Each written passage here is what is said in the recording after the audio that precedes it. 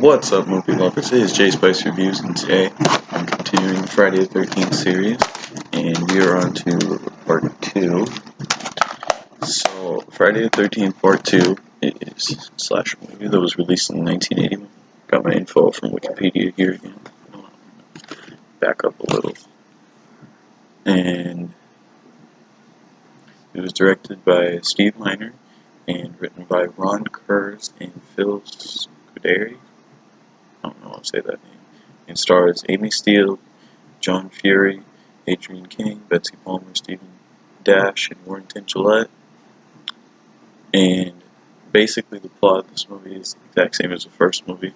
So it's 5 years after the first movie, and Camp Crystal Lake has been shut down. You can't go there.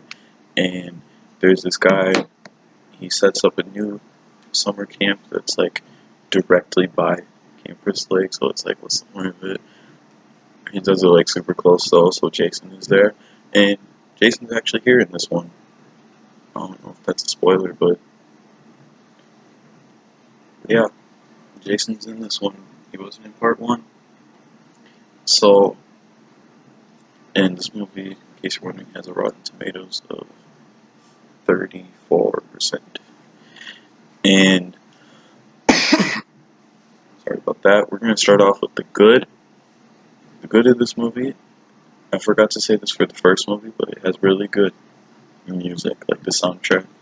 It's a very unique score that only fit, that you think of Friday the 13th, the way it is. It starts off super slow, it's fast, it sounds like screeching sometimes.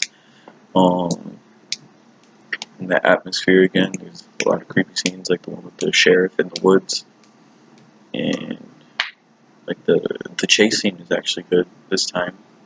The one in the first one wasn't great. The one in the second one, this one, was really good. And they did have some dumb moment, but whatever. I guess it was kind of cool to see in the slasher movie because it was something different. And the characters are actually good. So, well, they're okay. They don't really get developed that much. But I thought it was cool that there was a bunch of camp counselors, but half of them survived because they weren't at the camp because they left. That was a cool twist. And then they had a guy in a wheelchair for diversity, so that's cool. And he was a good character, and so was the girl that was trying to hook up with him.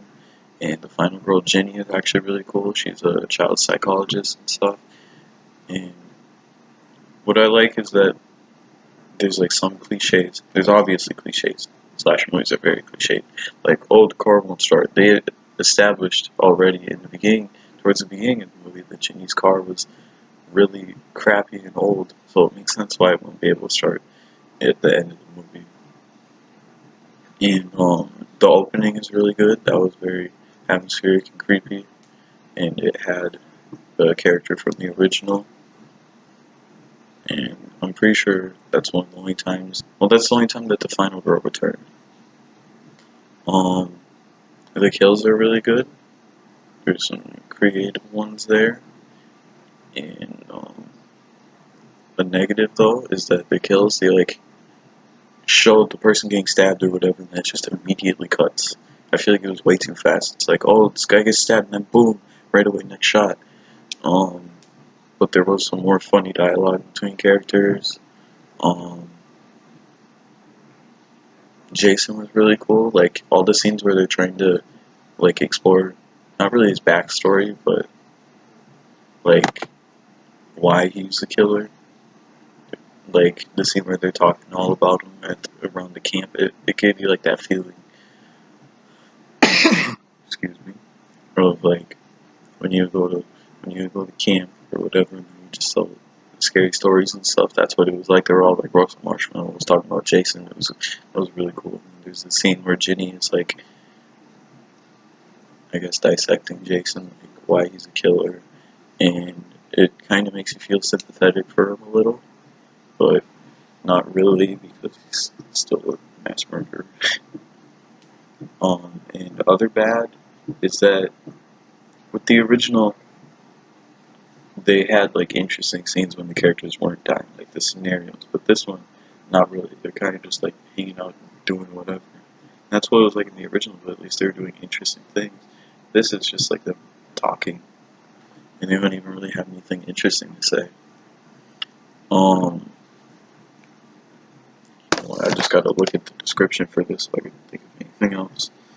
Oh yeah, the ending. The ending has a really good jump scare, but it makes me mad because there's a character named Paul. They haven't explained what happened to him at all. I guess that's kind of a spoiler. I don't know.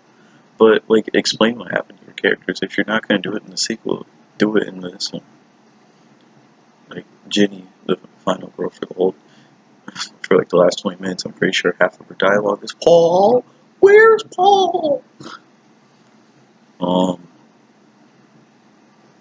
but, yeah, I guess that's my thoughts. It's not as long as my thoughts on the original, because it's very similar to the original. So, overall, Friday the 13th Part 2 is a pretty good slasher movie. It's boring in a couple places, but it has good kills, except that they cut way too fast. A really good killer, and they like try to explore the killer a bit more, and they did some unique things, but not a lot.